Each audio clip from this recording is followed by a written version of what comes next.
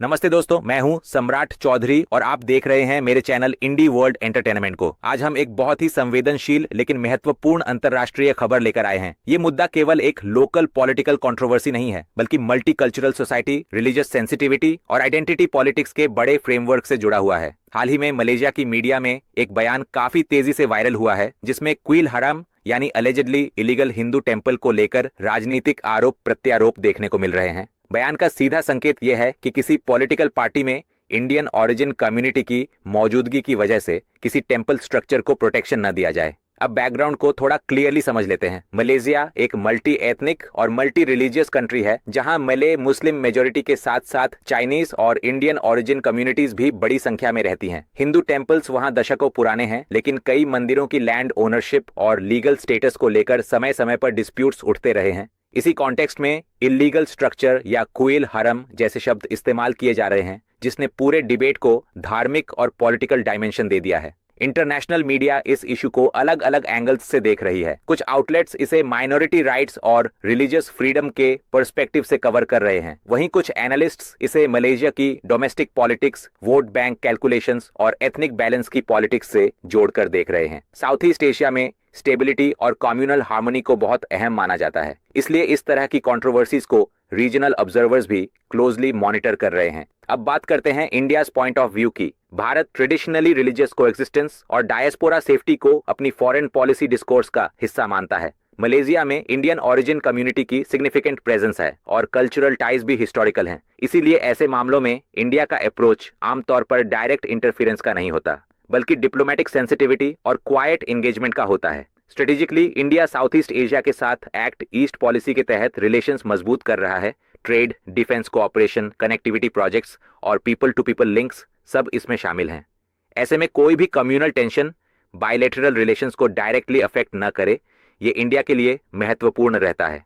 Pro India clarity यहाँ यह है कि भारत हमेशा यह स्टैंड रखता है कि किसी भी डेमोक्रेटिक सोसाइटी में लॉ के फ्रेमवर्क के अंदर रिलीजियस राइट्स और कम्युनिटी सेंटिमेंट्स का सम्मान होना चाहिए। स्टेबिलिटी, म्यूचुअल रिस्पेक्ट और रूल ऑफ लॉ यही लॉन्ग टर्म पार्टनरशिप की फाउंडेशन होते हैं। तो चलिए मलेशिया मीडिया की इससे रिलेटेड एक रिपोर्ट देखते हैं, उसके बाद काफी सारे कमेंट्स भी पढ़ेंगे। Let's start.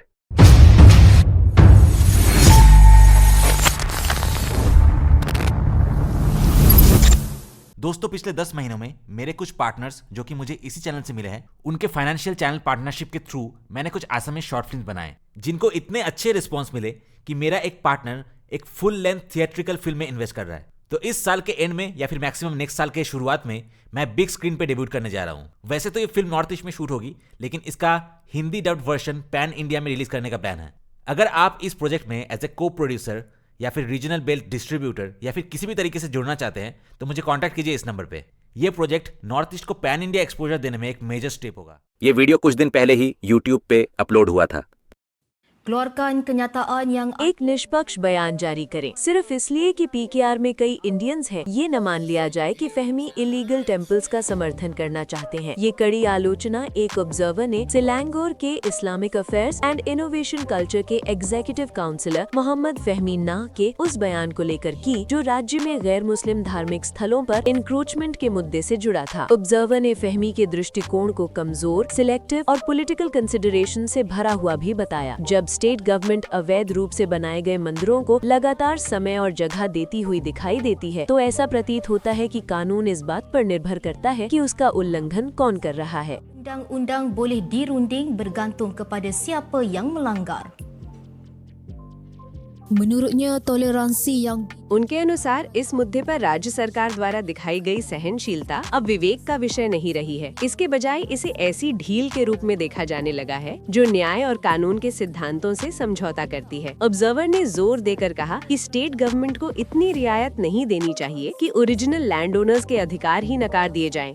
apatah lagi apabila pencerobohan itu dilakukan secara jelas dan और ये स्थिति तब और भी गंभीर हो जाती है जब एनक्रोचमेंट खुले तौर पर और लंबे समय तक तक बिना किसी लॉफुल अप्रूवल के किया जाता है। कड़े लहजे में ऑब्जर्वर ने ये भी सवाल उठाया कि चर्चेस, चाइनीज टेम्पल्स, गुरुद्वारास और मस्जिद जैसे अधिकांश अन्य धार्मिक स्थल नियमों का पालन करते हुए वैध भूमि पर बनाए जा सकते हैं, जबकि भारतीय मंदिरों से जुड़े मुद्दे लगातार इलीगल लैंड पर कंस्ट्रक्शन से जोड़े जाते हैं। उन्होंने कहा कि अन्य धर्मों के संदर्भ में ये प्रश्न उठता ही नहीं, जिससे ये संदेह पैदा होता है कि क्या अब लॉ इन्फोर्समेंट निष्पक्ष न्याय के सिद्धांत के बजाय पॉलिटिकल कंसिडरेशन से और राजनीतिक विचारों के आधार पर किया जा रहा है। इसी संदर्भ में ऑब्जर्वर ने सवाल उठाया कि क्या जनता को उन उल्लंघनों के सामने आंख मूंद कर झुकते रहना चाहिए जो साफ तौर पर दिखाई देते हैं, जबकि ऐसी कार्यवाहियां स्पष्ट रूप से उन लोगों के अधिकारों को नकारती हैं जो कानून का पालन करते हैं।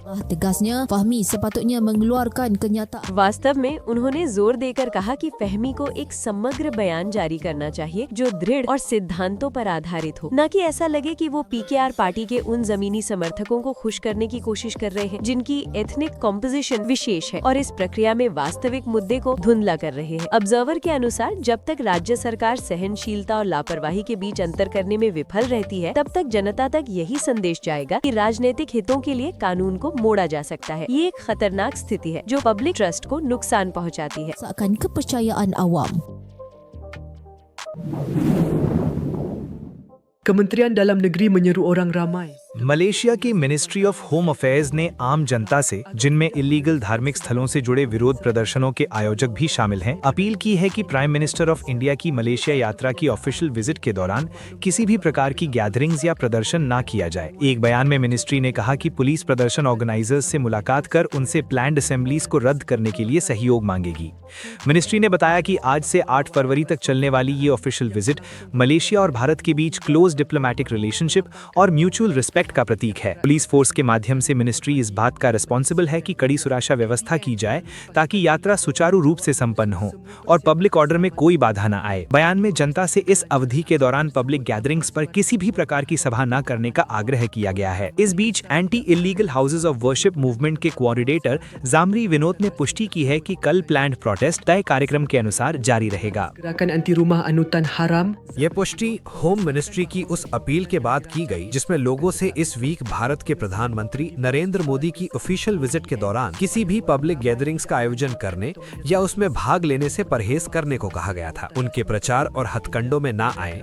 हम कल रात 8 बजे सोगो केएल परिसर में क्राइम ऑफ एनक्रोचमेंट के खिलाफ विरोध करेंगे, उन्होंने फेसबुक पोस्ट में कहा। एक अलग पोस्ट में जामरी ने कहा कि आज रात की सभा कानून के शासन को बनाए रखने और एनक्रोचमेंट के अपराध के खिलाफ एक शांतिपूर्ण प्रदर्शन है। इस सभा का मोदी या किसी अन्य व्यक्ति से कोई सीधा संबंध नहीं है और ना ही इसका रेशियल या रिलीजियस सेंसिटिविटी से कोई लेना देना है। इसलिए उन्होंने कहा कि उन्हें अनरिलेटेड मामलों से ना जोड़ा जाए। Juga dengan perkauman maupun sensitiviti agama. Oleh hal yang demikian jangan kaitkan kami dengan perkara yang tidak berkaitan.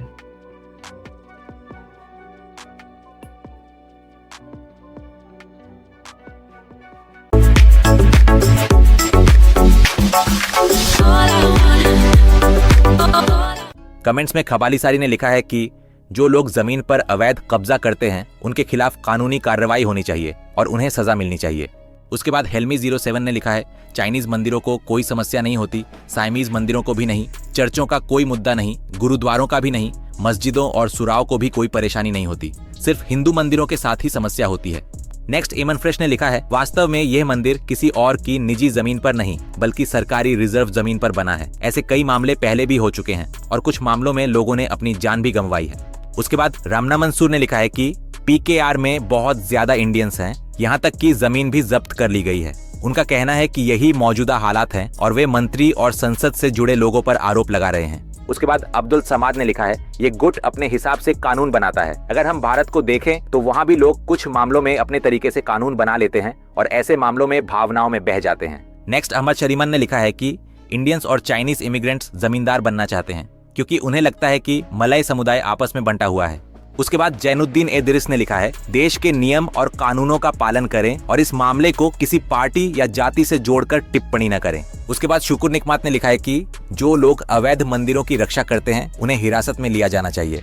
Next उसिप ने लिखा है कि वे कह रहे हैं कि अवैध मंदिर हर जगह फैला दिए जाते हैं, फिर अवैध दुकानें और सड़क किनारे स्टॉल भी बना लिए जाते हैं, लेकिन कार्रवाई करने से लोग डरते हैं। उसके बाद जेशम ने लिखा है, सरकार वोट खोने से डरती है। उनका कहना है कि कई भारतीय अनवर इब्राहिम की सरकार का समर्थन करते हैं। वे आरोप लगा रहे हैं कि इसके पीछे राजनीतिक खेल है और अवैध मंदिरों का मुद्दा पूरी तरह राजनीति से जुड़ा हुआ है। उसके बाद जमील हाशिम ने लिखा है, अगर गिराने से डर लग रहा है तो सुंगई बारू और केजी भारू के लोगों को बुलाओ। उनका कहना है कि वे इसे 1 घंटे से भी कम समय में खत्म कर देंगे। उसके बाद कुमार वाई छहजेयू ने लिखा है, मलेशिया में कई हराम मंदिर हैं और भारत में भी कई मस्जिदें और हराम घर हैं। उसके बाद यूजर-BF एक ईवी ने लिखा है, मंदिर के पास एक सुराव बनाकर देखो, फिर देखना कि सरकार पहले मंदिर को गिराएगी और सुराव बनाएगी। नेक्स्ट अब्दुलिंगत ने लिखा है कि अगर कोई मंदिर प्रतिबंधित जमीन पर बना है तो वह पवित्र नहीं माना जा सकता। वे कह रहे हैं कि किसी भिक्षु से पूछो कि क्या यह सही है, और यह भी सवाल उठा रहे हैं कि शायद उस मंदिर के भिक्षु भी असली नहीं हैं। आखिर में मोहम्मद असवाल ने लिखा है कि यह बहुत गैर जिम्मेदाराना काम है कि किसी और की जमीन पर कब्जा करके मूर्ति का मंदिर बनाया जाए। वे पूछ रहे हैं कि देश का संविधान और कानून कहाँ गए और जिन अधिकारियों को अपनी जिम्मेदारी दी गई थी वे कहाँ हैं।